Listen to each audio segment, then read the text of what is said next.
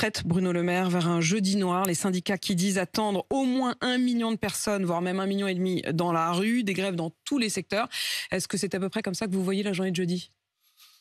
Mais je ne vais pas dire que la journée de jeudi n'a pas d'importance. La liberté de manifester, les syndicats appellent à la grève, c'est leur droit. Je voudrais juste qu'on comprenne pourquoi est-ce qu'avec le président de la République, la Première ministre, nous nous engageons dans une réforme des retraites. C'est jamais sympathique une réforme des retraites.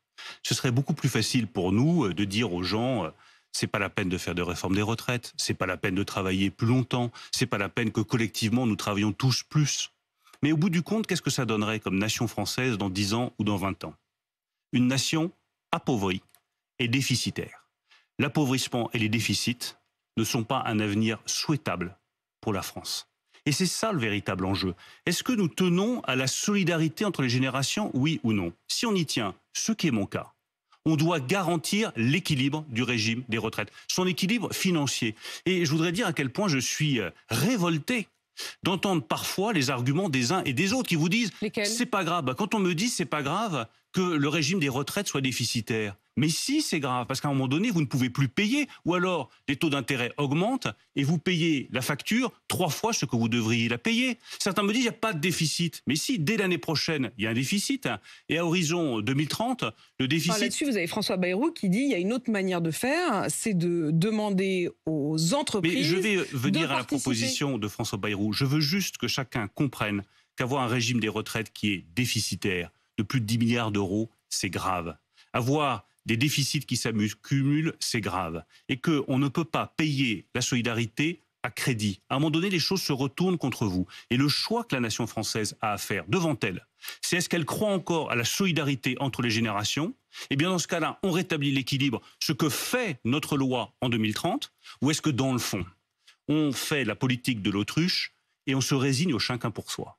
Parce que ce à quoi mène ce que propose ceux qui, la main sur le cœur, vous disent c'est pas grave les déficits, c'est pas grave et tout va bien, ce à quoi ça mène directement, c'est l'égoïsme, le chacun pour soi, le débrouillez-vous tout seul, qui sera dur pour les plus pauvres, pour les moins qualifiés, pour les plus modestes, parce que eux s'en sortiront pas. Donc oui, j'accuse tous ceux qui ne se soucient pas des déficits du régime des retraites, qui ne veulent pas engager de réforme des retraites, quelle qu'elle soit, dans le fond, de faire le jeu des plus favorisés dans notre pays au détriment des plus faibles et des plus modestes. Et qu'est-ce que vous répondez aux élus de la France Insoumise, notamment, qui soutiennent les mouvements syndicaux et qui disent que vous allez réduire l'espérance de vie en bonne santé et ils pointent du doigt le fait qu'il y a déjà un certain nombre de travailleurs modestes qui n'atteignent tout simplement pas l'âge de la retraite. Oui, mais vous pouvez être encore plus précise, Apolline de Malherbe.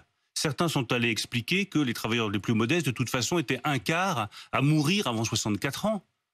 Et on n'a pas le droit de jouer comme ça avec les peurs des Français, d'avancer des mensonges pareils. Oui, c'est faux. C'était parfaitement démontré par un de vos confrères, Patrick Cohen. Tout à fait. C'est faux. Mais au-delà du fait que ce mensonge... Je vois la colère dans votre regard. Indécent. Le débat démocratique, c'est pas le mensonge contre la vérité. Le débat démocratique, c'est conviction contre conviction, vérité contre vérité, chiffre contre chiffre. On n'a pas le droit de jouer avec les peurs des Français, on n'a pas le droit de dire que les déficits sont totalement sans importance, et on n'a pas le droit de laisser entendre que sans réformer le régime des retraites, on fait autre chose que de favoriser le chacun.